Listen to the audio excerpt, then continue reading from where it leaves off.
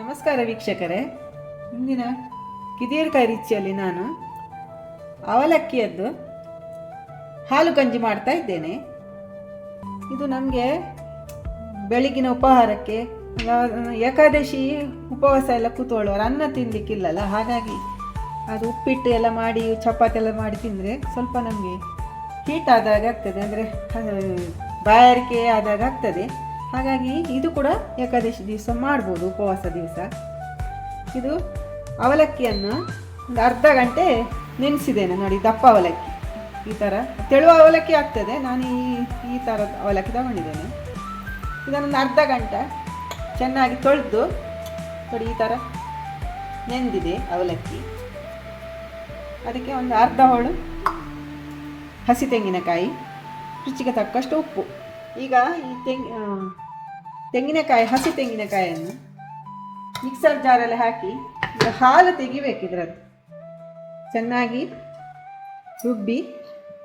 ಈಗ ಹಾಲು ರುಬ್ಬಿ ತರ್ತೇನೆ. ಈಗ ಸ್ವಲ್ಪ ನೀರು ಹಾಕಿ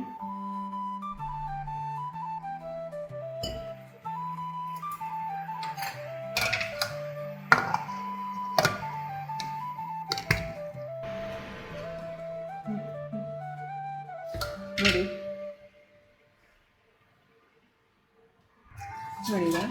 ಇದರ ಹಾಲು ತೆಗೆಯುವ ತೆಂಗಿನ. ಈಗ ನಾವು ಪಾಯಸಕ್ಕೆಲ್ಲ ಹಾಗೆ ತೆಗಿತೇವೆ, ಆ ಥರವೇ.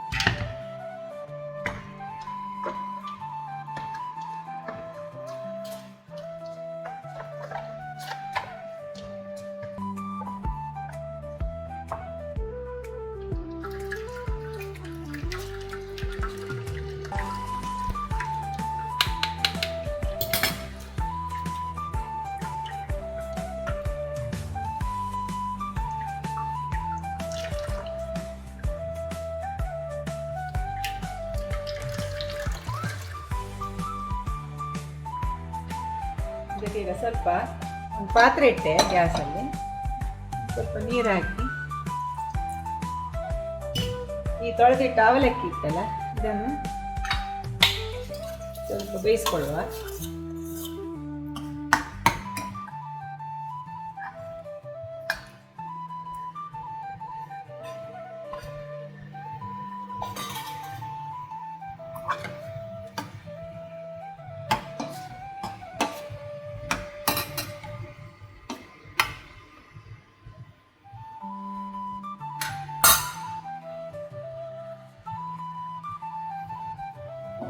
ಒಂದು 2-3 ನಿಮಿಷ ಬೇಯಿಸುವ ಅವಲಕ್ಕಿಯನ್ನು.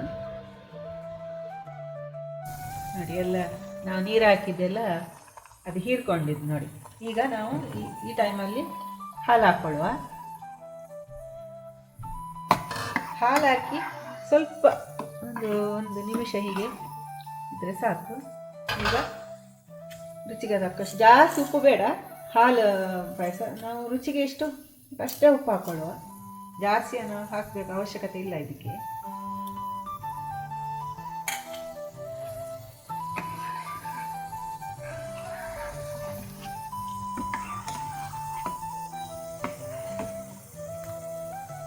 ಒಂದು ಬಿಸಿ ಆದರೆ ಸಾಕು ಹಾಲು ಹಾಕಿದ ನಂತರ.